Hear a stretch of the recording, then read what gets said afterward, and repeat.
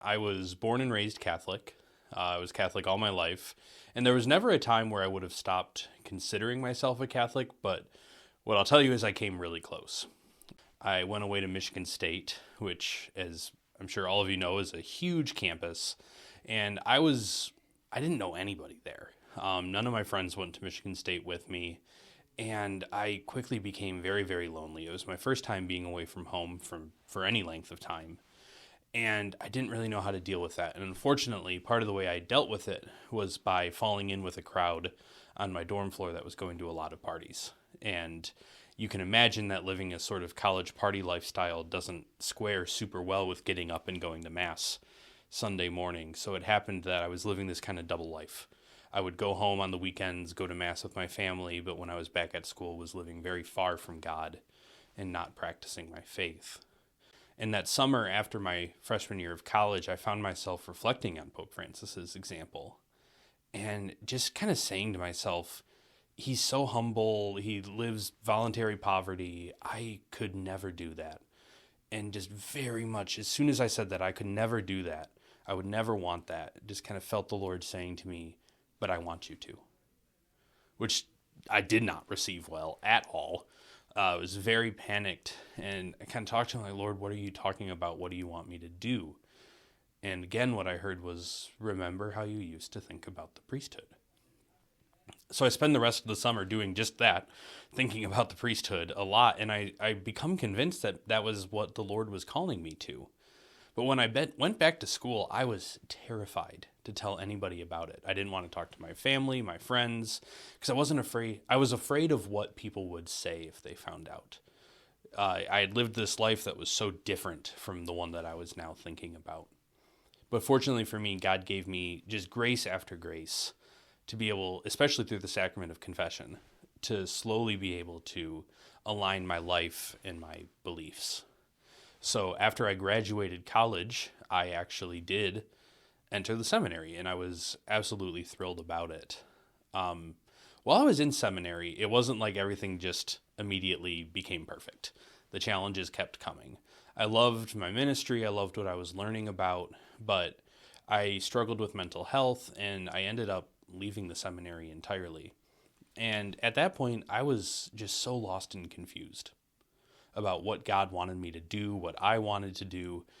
But the one thing I knew is I didn't want to have anything to do with the church at that point in time. I would go to Mass on the weekends. I would get there right as Mass started, and I would leave right as Mass ended. I didn't want to go to my home parish. I didn't want to go anywhere that people knew me. But after about a year of that, once again, the Lord stepped into that struggle, and I met the woman who's now my wife. Her name is Tiffany.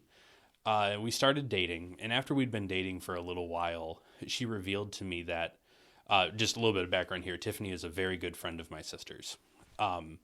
After we'd been dating for about a year, about a year after I left seminary, after we started dating, she revealed to me that the whole intervening year, ever since I left seminary, she'd been praying for me by name. She had just felt very compelled to pray for her friend's brother who had left seminary.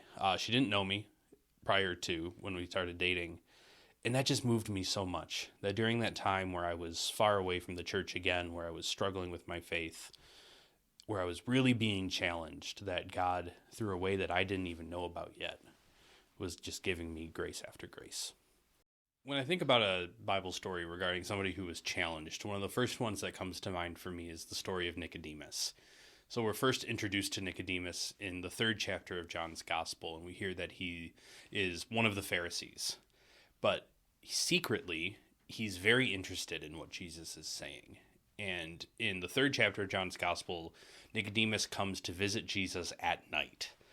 One of the things I love about John's Gospel is that every detail means something. And the fact that he came at night is very significant, because what we hear is that Nicodemus was afraid of others finding out about his interest in Jesus, which is definitely something that I can relate to, and I'm sure many of you can as well, that we worry if we share this part of ourselves with others, how are we going to be received? And that's 100% where Nicodemus was. So he comes to Jesus at night, and he has questions for him. He refers to him as rabbi, which means teacher, which is just such a humble thing for a man like Nicodemus to say. And he asks him all these questions about Jesus' teaching. And at one point, he says to Jesus, "How can this be?" And I think in the show The Chosen, in the first season, they have this scene from John chapter 3 of Nicodemus talking to Jesus, and they do it so well because Nicodemus says to Jesus, "I can only imagine what a stir these words of yours would cause."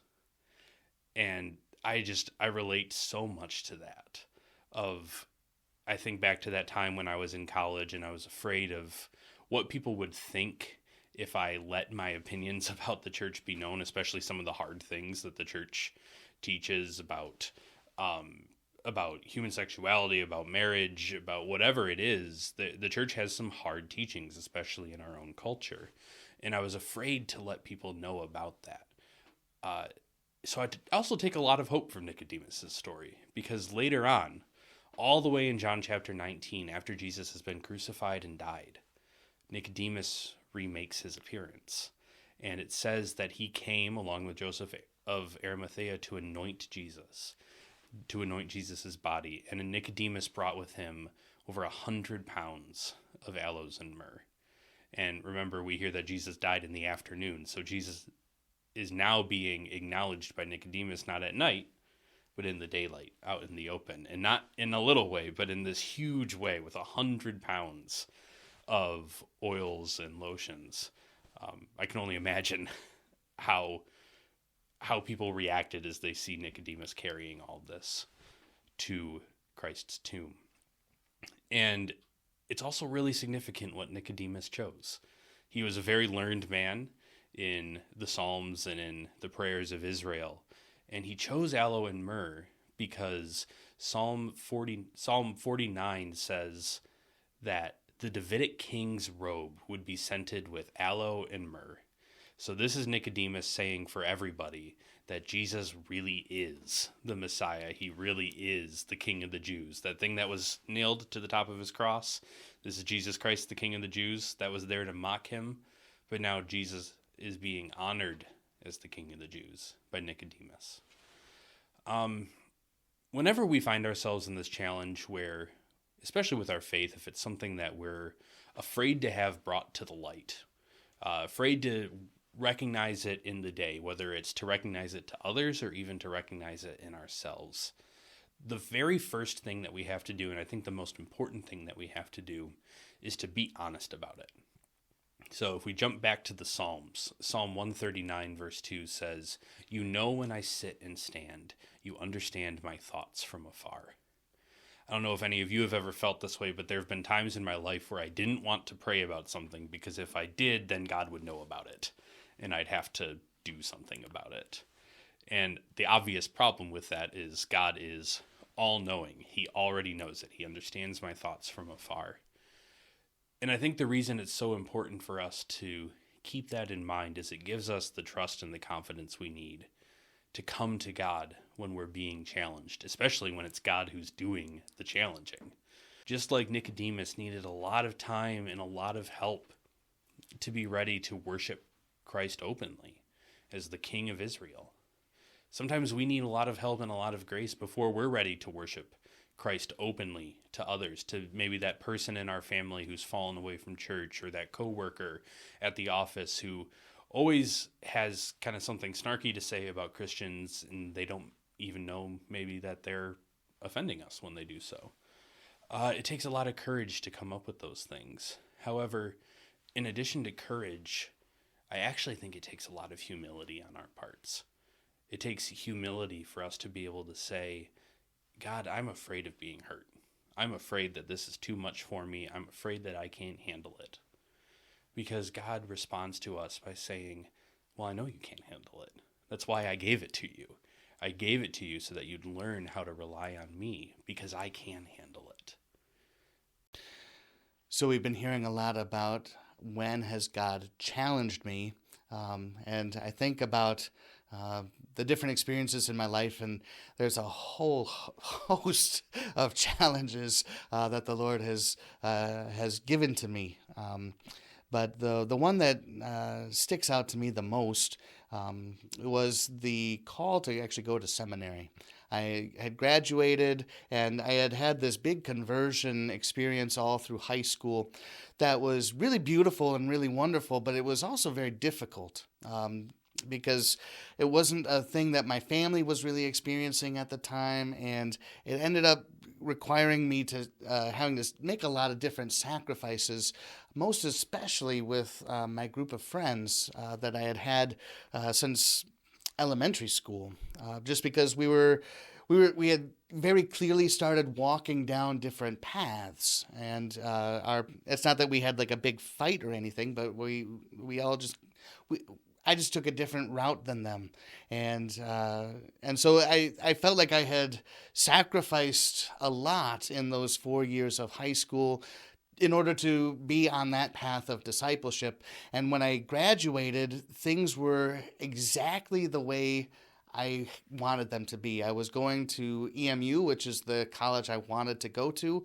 I was dating my high school crush, which was phenomenal. I was studying to be an elementary school teacher, which is something I thought would be very rewarding, something I thought I'd be good at, and everything had really fallen into place, and I felt like this was the fruit of some of those sacrifices that I had made, that this was the way of the Lord kind of showing me that I was on the right path.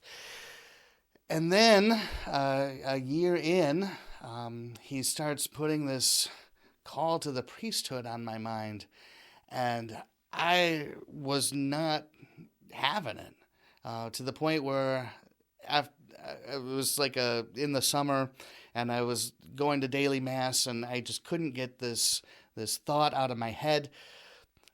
I basically told God, like, if this is what you're actually asking of me, if I have to go to seminary, like, we're done. I can't go through all of that sacrifice again. And so I stopped praying, I stopped going to mass, I stopped doing all of the things that I had been doing.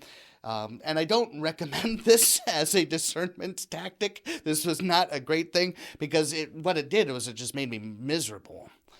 Because I knew that I was fighting something that was good. And so I decided to, come back to prayer, come back to mass, and take a second year at EMU to figure out what did I want, what was the Lord actually asking of me. And after that year, I knew two things. I knew I wanted to actually be somebody who lived according to what they claimed they believe. And I'd been claiming to believe that God had a plan for my life and that his plan would be better than mine. And so I had to figure out if I was going to live by those beliefs or if I had to abandon those. And I also knew that there was this deep sense that if I don't try it out and give seminary a shot, I'll just wonder and regret my whole life. And from there, I was able to take kind of that step of faith and go to the seminary. And I'm really glad that the Lord had put that challenge to me when he did and in the way that he did, because if he hadn't, I don't know where I'd be, but I guarantee you it wouldn't be here.